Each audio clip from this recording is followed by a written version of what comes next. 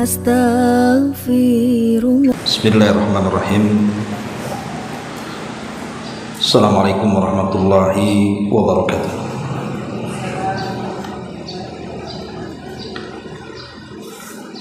Alhamdulillah. Alhamdulillahilladzi hamdan katsiran tayyiban mubarakan fihi kama yuhibbu rabbuna wa yarda. Asyhadu an la ilaha illallah wahdahu rabbi la syarika lah wa asyhadu anna Muhammadan abduhu wa rasuluhu alladzi la nabiyya ba'dah. Qala Allah azza wa jalla ya ayyuhalladzina amanu taqullaha haqqa tuqatih wa la tamutunna illa wa antum muslimun, amma ba'd.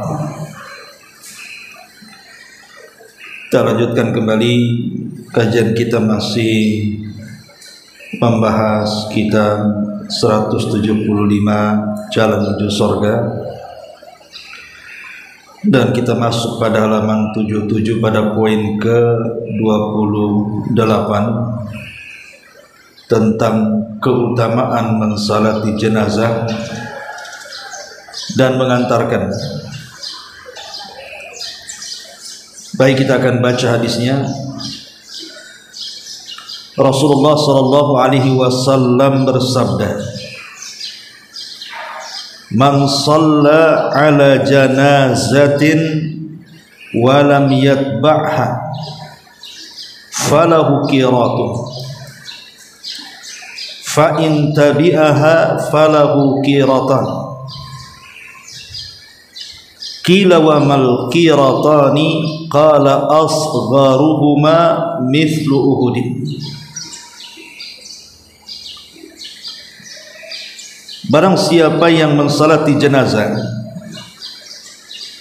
dan tidak ikut serta mengantarkannya, maksudnya tidak ikut serta dalam penguburannya, maka dia akan mendapatkan 1 qirat saja. Tapi jika dia mengantarkannya, maka dia akan mendapatkan 2 qirat. Nabi SAW ditanya, apa yang dimaksud dengan qirat itu? Maka beliau alaihi salatu wassalam menjawab, yang paling kecil dari qirat itu besarnya seperti gunung Uhud. Kemudian kata pengarang, perhatikanlah, semoga Allah merahmatimu. Jika saja yang paling kecil dari 2 qirat tersebut seperti gunung Uhud dari segi pahala dan juga balasan, bagaimana halnya dengan yang paling besar dari pahala itu? Maka kita memohon keutamaan, anugerah, kemuliaan dan seluruh kebaikan kepada Allah subhanahu wa ta'ala, zat yang maha penderma.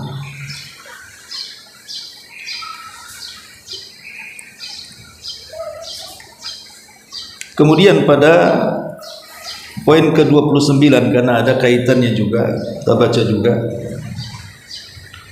tentang keutamaan memperbanyak jumlah orang yang mensalati jenazah dari kalangan ahli tauhid.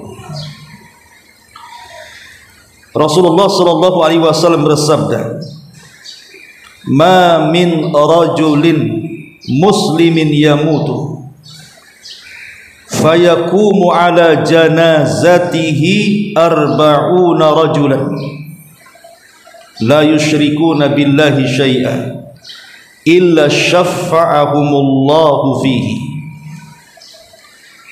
Tidaklah seorang muslim meninggal dunia lalu ada 40 orang yang tidak pernah berbuat kesyirikan kepada Allah sedikit pun, mensolati jenazahnya, melainkan Allah akan memberikan syafaat kepada mereka karenanya. Kemudian diperkuat dengan hadis, "Man shalla alaihi thalathatu sufufin faqad aujaba. Barang siapa yang mensalati jenazah sampai 3 baris yang mensalatinya, maka dia telah wajib. Yang dimaksud dengan kalimat wajib adalah wajib baginya untuk mendapatkan surga, tentunya dengan rahmat Allah sebagai janji dan keutamaan darinya. Ma'asyiral muslimat yang dimuliakan Allah Subhanahu wa taala. Dua bab ini menjelaskan tentang kematian. Bahwa setiap kita ini pasti akan menjadi jenazah.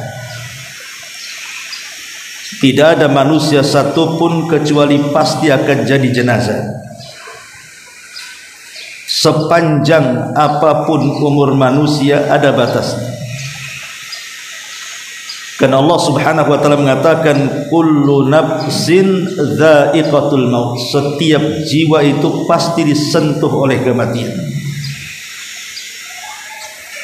Apalagi Nabi sallallahu alaihi wasallam telah membatasi umur umatnya hanya berkisar 60 sampai 70 tahun saja. Artinya sedikit yang melintasi dari 70 tahun itu. Dan belum kita dapati ada orang yang berusia 200-300 tahun sampai hari ini. Kebanyakan di bawah 100. Bahkan manusia-manusia yang keberadaan mereka sebenarnya sangat bermanfaat kalau diberikan usia panjang, pun oleh Allah Subhanahu wa taala diberikan batas usia. Seperti para nabi. Bukankah keberadaan para nabi itu sangat bermanfaat? Tapi kenapa kemudian usia mereka dibatasi di dunia? Atau di bawah para nabi, para sahabat? Atau di bawah para sahabat, para ulama? Atau orang-orang saleh yang memang keberadaan mereka di dunia itu dihajatkan manusia, tapi toh merupakan takdir yang sudah digariskan Allah, semua ada batasnya. Tidak ada yang tidak disentuh dengan kematian. Maknanya kita semua adalah calon-calon jenazah. Ma'asyiral muslimat yang dimuliakan Allah Subhanahu wa taala, dari sini kita tahu tentang pentingnya mengingat akhirat. Kalau sudah tahu kita akan jadi jenazah, maka penting sekali kita ini mengingat akhirat. Makanya Nabi sallallahu alaihi wasallam sampai kemudian memberikan sebuah syariat agar kita datang ke kuburan kemudian berziarah ke kuburan tersebut. Tentu Nabi sallallahu alaihi wasallam ketika menyuruh kita untuk berziarah kubur ada manfaatnya, karena tidak mungkin Rasul memerintahkan sesuatu tidak ada manfaatnya. Lah manfaat yang terbesar ziarah kubur itu adalah tudzakirukumul akhirah, untuk mengingatkan kalian tentang kehidupan akhirat. Jadi kita harus ingat kita akan menjadi jenazah, dan jenazah akan dibawa ke kuburan. Lah saat kita melihat jenazah di kuburan, baik yang sedang dikuburkan atau yang telah dikuburkan, harusnya di situ kita harus mengingat akhirat. Ma'asyiral muslimat yang dimuliakan Allah Subhanahu wa taala, kenapa kemudian kalau kita merenungkan bahwa kita calon-calon jenazah dan setiap hari kita melihat ada jenazah, karena di situ ada turunan yang sangat bermanfaat untuk kita. Pertama, menjadikan kita tidak menunda-nunda untuk bertobat. Tidak menunda-nunda untuk bertobat kepada Allah Subhanahu wa taala. Karena biasanya orang yang lupa bahwa dirinya akan menjadi jenazah atau melihat jenazah manusia, maka ulama mengatakan akan diberikan 3 akibat. Pertama, taswifut taubati wa tarkur ridha bil kafafi wat takasul bil ibadah. Orang kalau sudah lupa kita akan jadi jenazah, atau mungkin saat melihat jenazah orang kita lupakan, rasanya biasa saja. Hari ini mati, ada orang kecelakaan mati, kayak kemarin ada orang kecelakaan ditabrak mati umpamanya kan.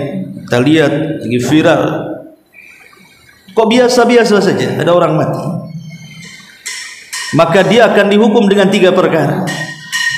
Pertama, dipastikan dia akan menunda-nunda tobat. Kenapa? Karena tidak ada pengaruh. Aduh, apa ini?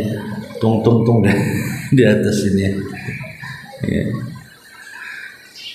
Jadi pertama, taswifut taubati, pasti dia akan menunda-nunda tobat. Yang kedua, tarkur ridha bil kafafi, pasti dia tidak akan redha dengan kecukupan yang Allah telah berikan kepadanya. Dia tidak akan redha dengan pemberian Allah.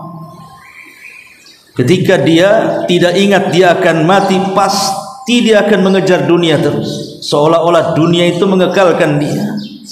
Akhirnya lupa akhirat. Atau yang ketiga, at-takasul, jadi malas jadinya kan untuk beribadah, karena dia pikir dia tidak akan jadi jenazah. Tetapi orang yang berpikir bahwa dia adalah calon-calon jenazah, dipastikan dia segera bertobat. Dia akan redha dengan pemberian Allah, karena ada pemberian yang jauh lebih baik setelah kematian berupa sorga, dan dia tidak mungkin malas dalam beribadah. Kemudian juga ini yang turunan yang pertama, kalau orang mengingat bahwa kita akan jadi jenazah itu, mengingat akhirat, dari mengingat akhirat itu arti kemudian kita segera bertobat. Kemudian yang kedua, ar-raghbatu fit ta'ati wal ibadah wat tazawwud minal khairi, maka dia akan lebih semangat lagi untuk melakukan ketaatan dan ibadah, dan berbekal dalam kehidupannya dengan bekal kebaikan. Dan Allah Subhanahu wa taala mengatakan, wa tazawwadu fa inna khairaz zadi taqwa, berbekallah kalian karena sebaik-baik bekal adalah ketakwaan kepada Allah Azza wa Jalla. Bahkan lebih daripada itu, akan dihilangkan banyak penyakit hati dari kita. Orang yang senantiasa berpikir bahwa dia akan jadi jenazah, atau saat melihat jenazah orang, maka itu akan banyak menghilangkan penyakit hati. Contohnya hasad. Buat apa kita hasad? Kita juga akan mati, dia juga akan mati. Atau terlampau mencintai dunia, apalah dengan dunia. Kata Nabi SAW, mali walid dunia, nggak ada urusan saya dengan dunia, kata Rasul. Bahkan bisa menghilangkan kibar, kesombongan. Lihat Qarun yang sombong dengan kekayaannya, kemana Qarun hari ini? Mati. Lihat Namrud, satu di antara penguasa dunia, dengan kesombongannya. Di mana Namrud? Mati. Mana Qarun? Mana Namrud? Bahkan Fir'aun yang mengatakan ana rabbukumul a'la, saya Rabb kalian yang paling tinggi. Di mana sekarang Fir'aun? Mati, konon jadi mumi di Mesir katanya. Dari sini kita tahu bahwa mengingat bahwa kita akan jadi jenazah itu, hati kita akan tenang dan hilang penyakit-penyakit hati dari ujub dan yang semacamnya. Bahkan boleh jadi penyebab kita ini menjadi husnul khatimah. Kita akan menjadi husnul khatimah, baik kematian kita. Kalau kita terus memikirkan kita akan jadi jenazah, boleh jadi itu sebab kita diwafatkan husnul khatimah? Karena sebab-sebab yang sebelumnya tadi. Tidak mungkin orang calon jenazah itu dipastikan dia akan segera bertobat, akan redha dengan pemberian, tidak malas dalam beribadah, menghilangkan banyak penyakit hati yang akhirnya boleh jadi penyebab husnul khatimah. Ma'asyiral muslimat yang dimuliakan Allah Subhanahu wa taala. Di dalam poin yang ke-28 di sini, Nabi sallallahu alaihi wasallam ingin menjelaskan kepada kita tentang keutamaan memperlakukan jenazah. Bahwa kalau kita ini memperlakukan jenazah dengan baik, kita muliakan dan kita hormati jenazah itu, maka Allah Subhanahu wa taala akan beri imbalan yang besar. Dengan cara apa? Dengan cara memandikan, mengkafankan, kemudian menyalatkan dan menguburkan. Dan minggu yang lalu kita sudah menjelaskan tentang keutamaan memandikan dan mengkafankan. Lah di sini kita masuk keutamaan orang-orang yang mensalatkan jenazah. Apa keistimewaannya? Nabi mengatakan, man shalla ala janazatin, barang siapa yang mensalati jenazah. Mungkin kalau kita di Batam ini jarang mungkin ya mensalati jenazah itu. Ya kadang mensalati dalam setahun, kadang tidak. Tapi kalau ibu pernah umroh atau pernah haji, saya yakin ibu akan setiap hari 5 kali itu menyolatkan jenazah itu kan? Baik di Masjidil Haram atau di Masjid Nabawi. Setiap hari ada orang meninggal, bahkan setiap solat wajib, selepas solat wajib ada solat mayat. Terkadang ada sebagian orang yang berangkat ke sana tidak mengambil kesempatan. Jadi ketika habis sholat wajib malah tidak ingin menyalatkan jenazah, malah dudukkan gitu kan. Ini kesempatan sebenarnya. Bayangkan apalagi kalau itu letaknya di Masjidil Haram. Sekali kita mensalatkan jenazah itu sama dengan 100.000 kali kita menyalatkan jenazah. Satu kali saja kita menyalatkan jenazah berarti sama dengan 100.000 kali. Sementara pahalanya kata Rasul, walam yatba'ha falahu qirat, maka dia akan dapat qirat. Paling kecil qirat itu kata Rasul seperti gunung Uhud. Berarti kalau kita menyalatkan 1 kali jenazah di Masjidil Haram itu, maka sama nilainya dengan kita mendapatkan pahala sebesar gunung Uhud 100.000 kali. Itu 1 kali loh ya. Sementara di sana itu hampir setiap sholat 5 waktu ada sholat jenazahnya tuh. Berarti 100.000 kali 5 dalam sehari saja. Gimana kalau di sana ibu sampai berhari-hari tinggal di Mekah dan ikut sholat jenazah? Sudah nggak kebayang tuh bagaimana besarnya pahala. Oke lah, kita tidak jauh-jauh mungkin sholat di sana. Kita sholat di kampung kita di sini, di Batam. Maka kita akan mendapatkan 1 qirat. Pertanyaannya, belum tentu setiap hari kita mendapatkan pahala sebesar gunung Uhud. Amalan apa yang bisa mendapatkan pahala sebesar gunung Uhud coba? Belum tentu kita mendapatkannya. Makanya kalau ada kemudian kemalangan, orang meninggal dunia, maka jangan sia-siakan. Ini kesempatan yang jarang didapat. Maka jangan malas ikut menyolatkan, kalaupun wanita. Kalau soal mengiringi jenazah memang ada hadisnya. Ada yang mengatakan makruh, ada yang mengatakan haram ya, bagi wanita kan itu. Tapi minimalnya sholat kan tidak dilarang. Boleh kita menyolatkan jenazah baik laki-laki ataupun perempuan, karena pahalanya falahu qirat, maka dia akan mendapatkan 1 qirat.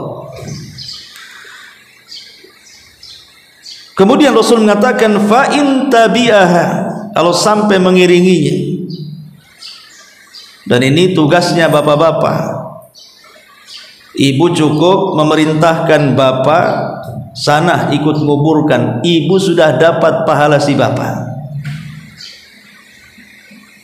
Jadi kalau ibu nih lihat suami ibu ada orang meninggal, cereweti saja, sana kamu ya ke kuburan, ikuti jenazah orang itu, jangan pulang sampai dipendam. Bukan kamu yang dipendam, dia yang dipendam maksudnya. Kenapa? Karena Rasul mengatakan man dalla ala khairin kafa'ili. Siapa yang menyuruh orang untuk melakukan kebaikan, maka orang yang menyuruh mendapatkan pahala orang yang disuruhnya, kan? Ibu suruh saja suami, sanalah ikut ke kuburan sana. Jadi bapak juga, suami ibu dapat 1 qirat, ibu pun yang nyuruh dapat 1 qirat. Karena di sini Nabi mengatakan fa in tabi'aha falahu qiratan. Kalau sampai mensalatkan, bahkan sampai ikut menguburkan, bukan 1 qirat, 2 qirat, artinya 2 pahala paling kecil seperti gunung Uhud, kata Rasul. Karena ketika ditanya apa dimaksud qiratan wahai Rasul, maka Rasul mengatakan asgharuhuma mithlu Uhudin. Paling kecil kalimat qirat itu pahalanya seperti gunung Uhud. Ma'asyiral muslimat yang dimuliakan Allah Subhanahu wa taala. Dari sini ada faedah. Pertama, keutamaan yang sangat besar, yang sangat agung bagi orang yang mensalatkan jenazah dan mengikuti sampai kuburan.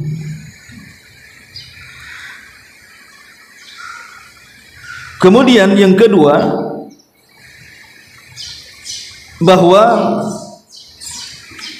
di dalam sholat jenazah itu dan juga mengiringi kita ke kuburan untuk mengantarkan jenazah di kubur, ini bentuk ihsan kita kepada orang yang mati. Ini bentuk kebaikan kita kepada orang yang meninggal. Karena biasanya al-jaza min jinsil amal, namanya balasan itu disesuaikan dengan amalannya. Kama tadinu tudan. Sebagaimana kita ini memperlakukan manusia dengan sesuatu, maka manusia juga akan memperlakukan dengan perlakuan yang sama yang kita perlakukan kepada manusia. Kalau kita tidak pernah mensalatkan jenazah, mengikuti jenazah sampai kubur, jangan sampai salahkan kalau kita mati tidak ada yang menyalatkan kita, tidak ada yang mengantarkan kita ke kuburan, karena kita tidak pernah berbuat baik kepada orang yang meninggal. Dan itu secara otomatis. Terkadang ada orang yang kemudian meninggal, entah apa orang ini dimalaskan, malas saya, atau mungkin Allah tidurkan akhirnya tidak mau menyolatkan. Allah itu bisa melakukan segala hal supaya manusia tidak banyak menyolatkan kita dan tidak banyak menguburkan kita. Karena ketika kita masih hidup, kita tidak pernah berbuat baik kepada orang mati. Maka orang yang mensalatkan jenazah atau sampai mengiringi sampai kuburan itu bentuk kebaikan kita kepada orang yang meninggal dunia dan berpahala sebagaimana hadis yang kita sebutkan. Ma'asyiral muslimat yang dimuliakan Allah Subhanahu wa taala. Dan di sini ada 2 perkara kalau kita ingin mendapatkan pahala yang sangat besar. Pertama menyolatkan, yang kedua menguburkan. Kemudian juga yang ketiga tentang karamatul muslim, bahwa seorang muslim itu kemuliaan. Seorang muslim itu memiliki kemuliaan di hadapan Allah Subhanahu wa taala, baik dia hidup ataupun mati. Seorang muslim itu mulia di hadapan Allah, apakah dia hidup ataukah dia mati. Bukti bahwa seorang muslim itu sampai kepada taraf kematiannya dimuliakan Allah Subhanahu wa taala, Allah berikan pahala kepada kita. Kalau ada orang mati kemudian kita mandikan, kita kafankan, Allah berikan pahala kepada dia. Kemudian kita solatkan, kemudian kita kuburkan, Allah berikan pahala. Lah ketika Allah berikan pahala, itulah bentuk Allah memuliakan seorang muslim, padahal dia sudah mati padahal. Tetapi Allah subhanahu wa ta'ala mengajak kepada yang hidup, kalau engkau mau mengurus jenazah ini seolah-olah seperti itu, nih aku kasih hadiah 1 qirat kalau hanya salat, kalau sampai menguburkan 2 qirat. Nah ini bentuk apa namanya? Kemuliaan, bahwa kita ini dimuliakan oleh Allah subhanahu wa ta'ala. Ma'asyiral muslimat yang dimuliakan Allah subhanahu wa ta'ala. Tetapi walaupun demikian, bahwa kadar pahala itu ditentukan dengan kadar amal. Kadar pahala itu ditentukan dengan kadar daripada amalan. Ini diantara faedah hadis yang kita pelajari. Kemudian hadis yang kedua, hadis ke-29, Nabi SAW, kalau tadi keutamaan bagi orang yang mengurus jenazah, ini terbalik, keutamaan bagi jenazah, bagi kita calon-calon jenazah ini. Bagaimana caranya jenazah ini mendapatkan dan meraih keutamaan dan kemuliaan di sisi Allah? Nabi mengatakan, ma min rajulin muslimin yamutu fayaqumu ala janazatihi arba'una rajulan la yusyrikuna billahi syai'an illa syafa'ahumullahu fihi. Tidaklah seorang muslim meninggal lalu ada orang yang mensalatkan sebanyak 40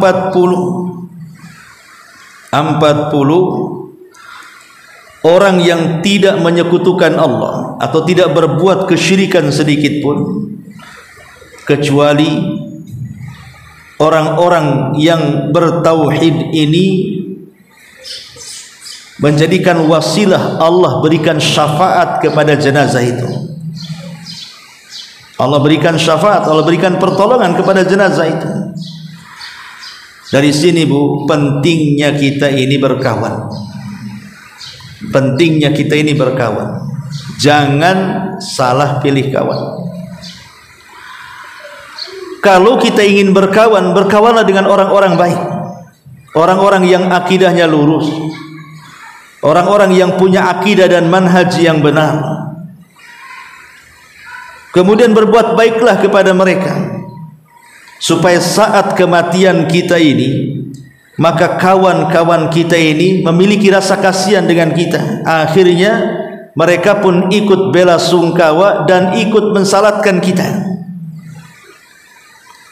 Dan jangan memperbanyak permusuhan di antara manusia. Betapa banyak orang-orang yang ketika hidupnya banyak musuh, dengan tetangga tidak akur, dengan kawan pengajian hasad, hasud dan yang semacamnya. Ketika mati bukannya disalatkan, dipuas-puaskan. Puas aku katanya. Coba dari kemarin mati, kenapa hari ini pula? Akhirnya karena orang tidak mau menyalatkan. Nah dari sini kita tahu bahwa pentingnya kita ini selain juga mencari kawan yang baik, juga jangan banyak berselisih. Intinya hindari sesuatu yang kalau kita mati itu orang-orang benci dengan kita, yaitu diraih ketika kita masih hidup. Karena biasanya kalau orang senang dengan kita, saat kematiannya pasti akan dicari. Tapi kalau memang orang-orang itu membenci kita, saat kematiannya pasti disyukuri. Alhamdulillah dia mati gitu. Kok tak mati-mati juga? Biasalah orang jahat itu panjang umur. Ma'asyiral muslimat yang dimuliakan Allah subhanahu wa ta'ala, bicara tentang jenazah yang disolatkan,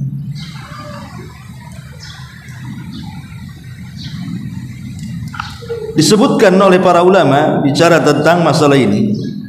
Oh ya, kita bahas hadis dulu yang keduanya. Man shalla alaihi thalathatu sufufin.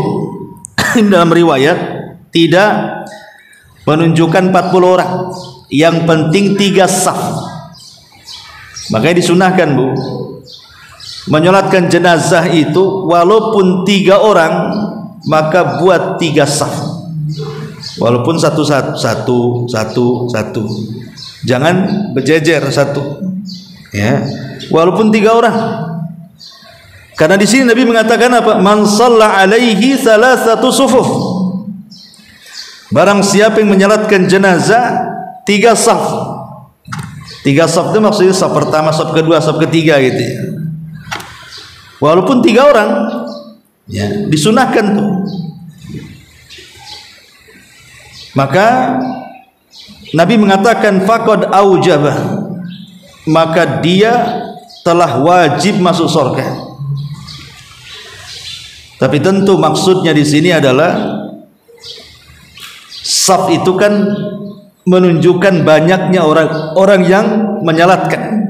Namanya satu saf di masjid di sini banyak kan itu.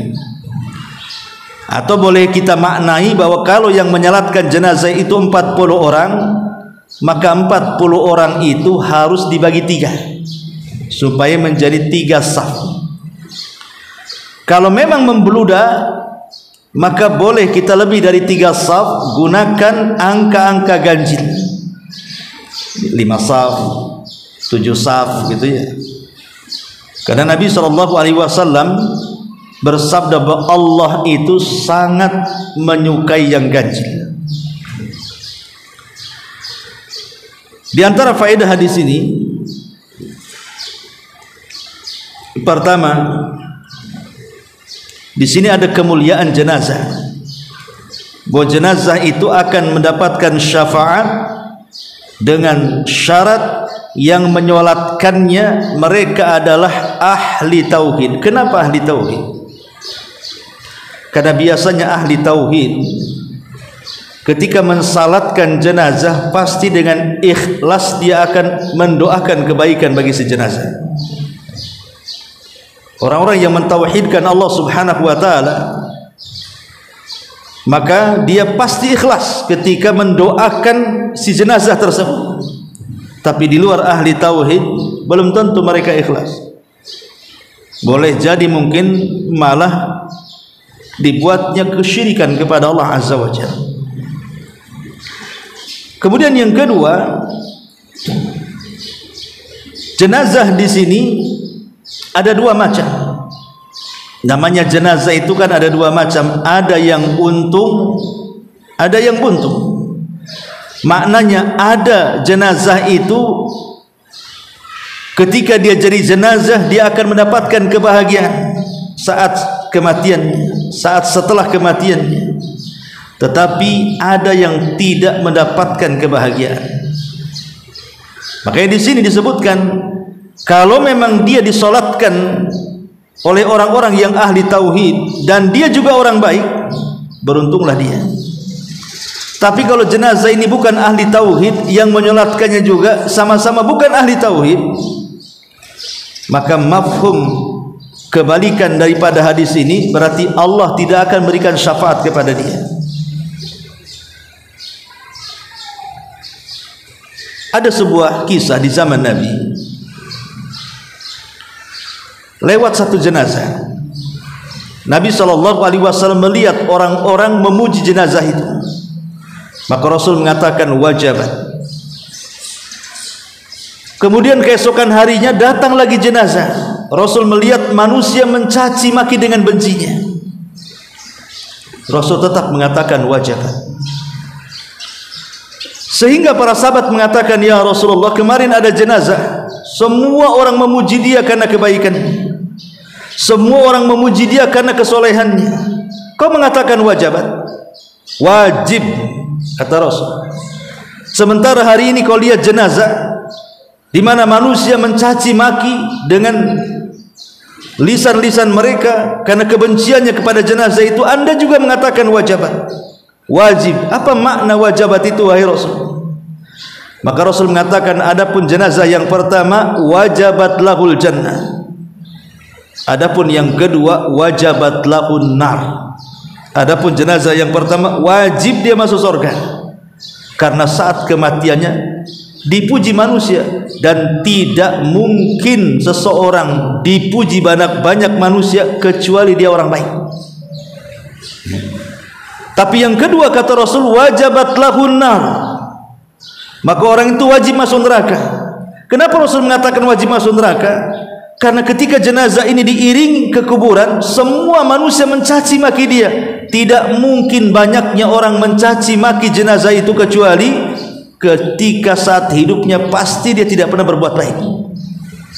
Pasti ketika hidupnya dia tidak menjadi orang saleh, makanya dicaci maki oleh manusia. Maka tadi saya sudah katakan, sebelum kita menjadi jenazah, perbaiki hubungan kita dengan Allah. Yang kedua, perbaiki hubungan kita dengan manusia. Karena tidak cukup kita ini memperbaiki hubungan kita dengan Allah saja. Mungkin ibu rajin sholat, rajin ke pengajian, rajin sedekah, rajin zikir, rajin baca Quran, tapi boleh jadi mungkin lisan ibu menyakiti tetangganya dengan gibahnya, dengan hinaannya, dengan buliannya, dengan fitnahnya, mencari-cari auratnya dan begitu seterusnya. Bu, banyak kok ada orang yang secara ibadah dia baik, ketika meninggal nggak mau orang menyolatinya. Alasannya apa? Ngapain saya nyolati dia, katanya. Saya sakit hati. Kenapa sakit hati? Saya difitnah dulu, saya dicaci dulu, saya digibah dulu, dan begitu seterusnya kan. Ataupun sebaliknya, boleh jadi dia baik dengan tetangganya, baik dengan kawan-kawannya, baik dengan orang-orang yang lainnya, yang dekat ataupun yang jauh. Dari anak kecil, orang dewasa sampai orang tua, dia baik akhlaknya, tapi tidak pernah ibadah. Sholat ya tidak, puasa Ramadan ya tidak. Sebaik apapun pasti Allah akan tanamkan di hati manusia kebencian. Ngapain dia seumur hidupnya nggak sholat, kok sekarang sudah mati mau disolati? Ngapainlah seumur hidupnya dia tidak membaca Quran, kok saya pula disuruh baca Quran? Ngapain hidupnya dia aja tidak pernah berdoa, sekarang udah mati minta pula didoakan? Nah, ini yang harus dipahami, bahwa orang yang menghubungkan dengan hablum minallah dan hablum minan nas, hubung kait kita dengan Allah dan hubung kait dengan manusia, ibadahnya top markotop, kemudian juga muamalahnya juga baik, insya Allah. Kalau kita meninggal, dipastikan jenazah kita ramai yang menyolatkan, pasti. Kalau kita hubungan baik dengan Allah dijaga, hubungan baik dengan manusia dijaga, mungkin dari jauh saja pasti menyolatkan. Saya punya kisah di kampung. Kita tahu bahwa di kampung kan umumnya orang-orang itu banyak melakukan penyimpangan dari sunnah Nabi SAW. Hampir satu kampung itu banyak melakukan bid'ah lah istilahnya kita. Jadi ada salah satu ikhwah, salah satu orang yang sudah hijrah, dia berusaha istiqamah. Ya, alhamdulillah istiqamah, salatnya dijaga.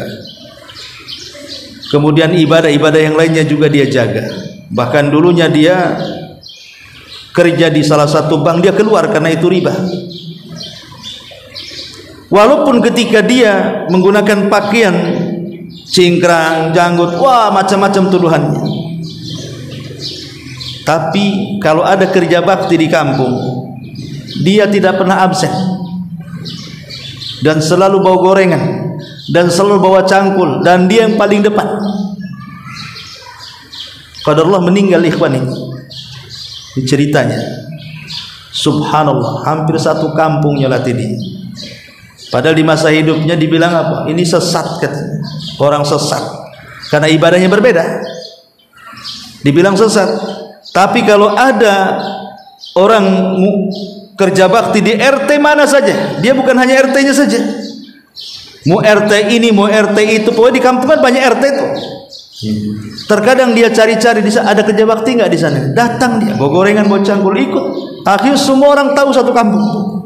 Ketika meninggal, subhanallah, karamah, banyak orang menyolatinya. Itulah pentingnya seseorang itu mengaitkan hubung kait kita dengan Allah dan hubung kait dengan manusia kan. Terkadang orang tidak suka dengan cara kita, tapi kita punya akhlak. Terkadang akhlak inilah yang menolong, akhirnya orang-orang pun banyak mendoakan kita.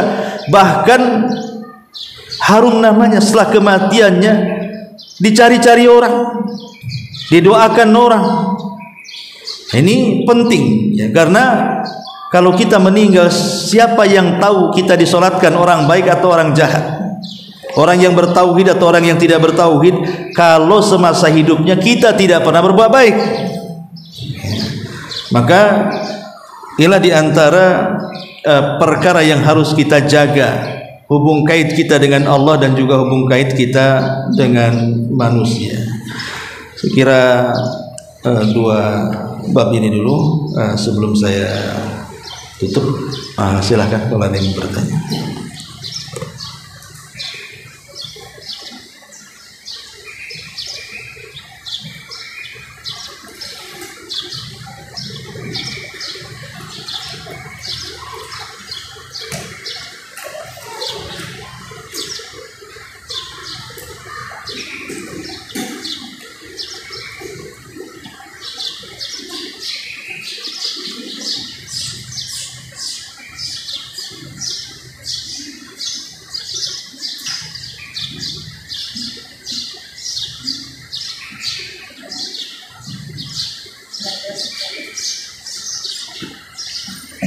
Nggak ada?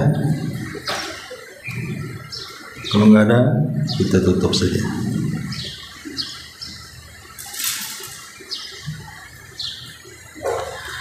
Baik, mudah-mudahan sudah paham semuanya. Subhanallah bihamdika, asyhadu an la ilaha illa anta, astaghfiruka wa atubu ilaik. Allahu ta'ala alam. Assalamualaikum warahmatullahi wabarakatuh.